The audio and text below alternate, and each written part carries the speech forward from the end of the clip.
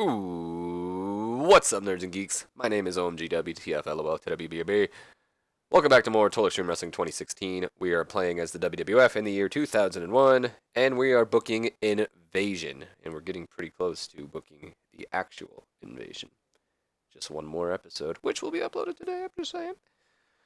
Along with this video. Okay. Before we get on to Sunday Night Heat, which, by the way, Sunday Night Heat, being the big one, so there's going to be a kind of little bit of a tie-in to Invasion, despite, this not being live. Maybe, you know what, let me know in the comment section below. Should I make Sunday Night Heat live? I know the problem, well, not really the problem, but the reason we moved Sunday Night Heat from Tuesdays to Wednesdays was because there was really we didn't want to book the same show because the Heat, for some reason, went before SmackDown. But at the same time, I don't know. I guess it doesn't really matter because I think back in the day it was live for the pay-per-views, but there's no way I can actually do that. But I don't know if they filmed it before. I'm getting off topic. Either way, let me know below if you guys want me to switch Sunday Night Heat to Sundays and then have pay-per-views and Sunday, since they don't get booked all the time, have it go like that. And the only problem that might pose is, what if the pay-per-view got booked before Sunday Night Heat? I mean, I could easily fix that by... I'm going off some technical things here. Either way, we got a locker room incident. Austin passing along tips to Rhino on the microphone. Thank you, Stone Cold. Other than that, let's go ahead and run the show. Of course, this being the Sunday Night Heat, there is no pre-show. And since this is kind of like the Invasion tie-in episode, even though this is being filmed way before Invasion, so I'm going to have to probably book like other superstars, maybe even Rikishi on the pre-show because he got mad that I didn't book him at SummerSlam. Probably anybody upper mid-card and up, so Rhino, who is kayfabe injury, is going to have to be booked, even though we might have him appear, but I don't know if I'm going to have him appear on the show, spoiler report. But either way, since it's not being booked live, can't run it that way. Either way, they probably would still get mad at me either way. So, either way, since this is the Invasion tie-in, there's not going to be any developmental people bringing up or local talents being brought in. So we go, and it's all going to be WCW, WWF because it's Invasion. So we go to our first, I guess, official Invasion match. We get a C rating. And about that had decent wrestling, not much weighing heat. The Dudley Boyz, Spike Dudley, Devon Dudley, and Bubba Ray Dudley defeating the WCW team of former Cruiserweight champion Gregory Helms and Chronic. Poor guys. Devon Dudley defeated Bryan Adams. At least it wasn't Gregory. Oh, I made sure it was Bryan Adams because Bryan Adams is the one that Vince McMahon doesn't like. So we got to play in character, So fuck Bryan Adams. So we had him take the pin or the fall for the 3D, the Dudley Death Drop. So I guess that's what it stands for. I knew that, but in case any of you guys didn't. Spike Dudley had a C- performance, which is not too shabby. Devon Dudley had a B-. Bubba Ray Dudley had a B-. They were the stars of the match. Gregory Helms had a C-, so he was at par with Spike over there. And the Chronic members, Brian and... I'm just going to call them, I was about to say Brian and Brian. Adams and Clark are at C's. Deserve better announcing, though. Well, that is to be fair. I mean, come on. We have Scott Hudson. No offense, Scott Hudson. We got Kevin Kelly, who's actually not bad. And although when I went to a Ring of Honor pay-per-view, it wasn't a pay-per-view. Maybe it is. Me and my buddy John Olympian, to some of you guys, we went to Ring of Honor New Japan Global Wars, I think it was. It was in Philadelphia, and it was, I believe, the second edition. So, shit, I don't remember the main event. I was going to try to say the main event, but that's kind of bad, isn't it? I don't remember the main event.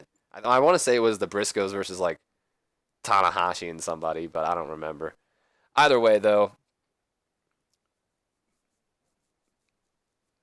I don't remember where I was going with that. I was going off on a story, but I don't remember why I told you guys that. By the way, I went to ROH and Global Wars. Huh. I'm all over this episode. This is a fun episode. You guys have to admit that. I'm excited for Invasion. This is like the last episode in, so I'm excited. I'm kind of jumbled all over the place. I was sick, too. I forgot to mention that. I was a little I'm so far. How long are we into this episode? I'm going off the script. I'm going off the script. I was sick for like 3 days, right? Like this is the first day I've actually felt really good. So I was actually worried I wasn't going to be able to get Invasion up for you guys. But so it's all a good day. It's a good day. Calm down, everybody. I'm getting into the episode.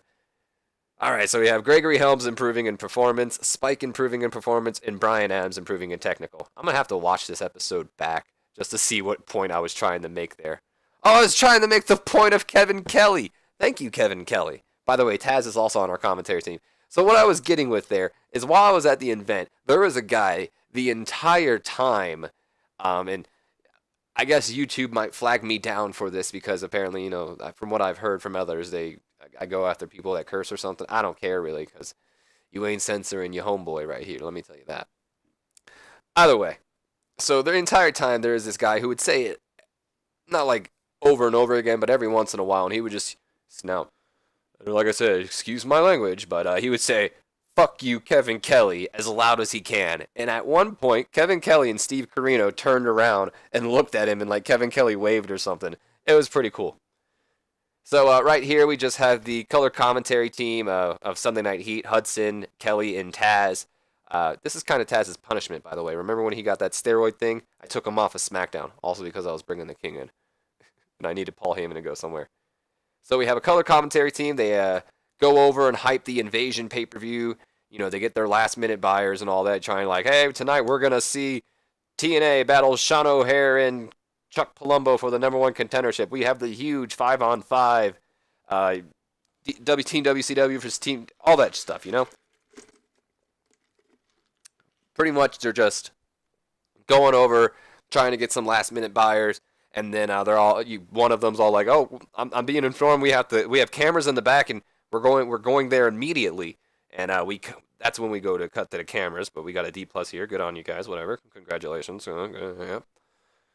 Holy hell! Thank you guys. Look at that, an A-star, nerds and geeks on Sunday Night Heat. Everyone was so surprised to see the Undertaker and Kane on Heat. They're like, "Oh, A-star," and then the A-stars out tonight. So we have an A-star segment here. Look at this. Kevin Kelly, Scott Hudson, Taz, weak, the soft. So we go to we're backstage and we see Kane. He's laying on the ground. He's knocked out, not moving, just completely knocked out. The Undertaker, he's screaming. He's back there. Paramedics are checking on him. Kane trying to talk to him. Taker screaming at him. Kane. They finally lift him up. They put him in the ambulance, and we hear Taker just go on, "Don't you worry, Kane. I'm going to find out who did this." And he's like, "And I know just who did it." And the camera, I would guess, just fades the commercial. So, this is Sunday Night Heat. This is the pay-per-view. Kane has been taken out. We have seen Kane go rush off into the paramedics, and we'll go over this on the Invasion pay-per-view for those who don't watch Sunday Night Heat. But they're going to be missing out, huh? Look at that. Spell it. I'm messing up at everything. So Kane's been taken out, and Taker says he knows exactly who did it. Look at the crowd. They're like, "Oh my God, Taker and Kane are here." Sunday Night Heat, apparently, but there's not fourth. This is the people who showed up. They're like, "Oh, we got to go see Heat first," but we're also not being shown here, so ignore that too. We're being shown wherever Invasion's being shown, but I'll make sure it's in Florida. Let's try to make that happen.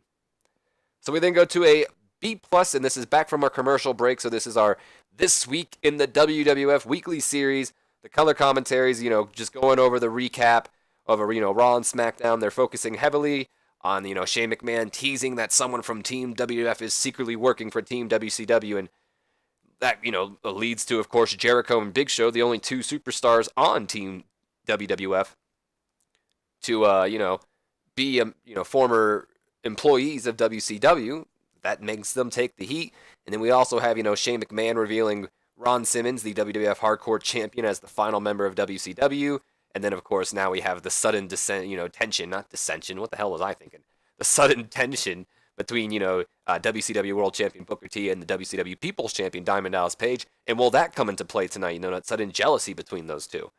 So, of course, Taz, Kelly, all of them are bad.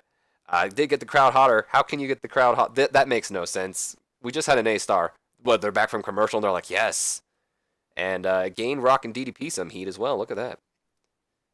So we move on to our next segment, and we have a C+. And we're backstage with Lord Steven Regal as he is hyping up Mark Jindrak and Stasiak for their upcoming tag team match against Too Cool. Excuse me. When all of a sudden you have Mick Foley, the WWF commissioner, walking in. He's laughing. For some reason, I imagine him eating an apple. Don't ask me why. And Regal just looks back and he goes, "Oh? And what is so funny, Mr. Foley?" That was a horrible Regal, by the way. And then Foley's like, "Oh, I was just laughing at you three." That was horrible by Foley too. Let's improve these. What is wrong here? Because once Rikishi and Scotty beat your two goons tonight, they won't be able to accompany you for your hardcore match against me tonight. Regal then responds, "You really think that? By some chance, if Jindrak and Stasiak lose tonight, that they'll be so badly hurt that they wouldn't be by my side." My British accent's probably horrible, by the way. I used to be pretty good back in the day, but now, I don't know, I guess I'm under pressure. Maybe it's because I'm trying to sound like Regal and not just British, I don't know. Foley then goes, I feel like I have a sneeze coming. That's why I keep pausing every time, like, is it coming now? I think it is, actually. Hold on. Alright, there we go. Foley then responds, "No, it's not that. It's just after Rikishi hits both of you with the stink face tonight, neither of you are going to want to show your faces around anymore. Oh, and speaking of faces, get a good look at Bill's, because I promise you after tonight that no one's ever going to recognize you again.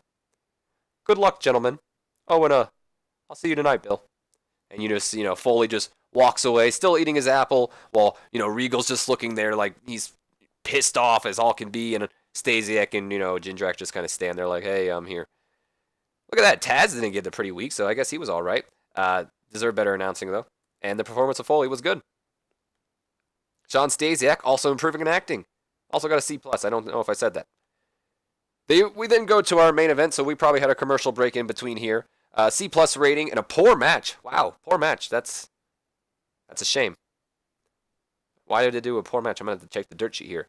Mark Jindrak and Shawn Stasiak defeating Rikishi and Scotty 2 Hotty in 10 minutes and 14 seconds, when Mark Jindrak defeated Scotty 2 Hotty with the mark of perfection. So Regal did good work ringside. Stasiak off his game. "Shawn, what are you doing?" So Shawn Stasiak at a C-.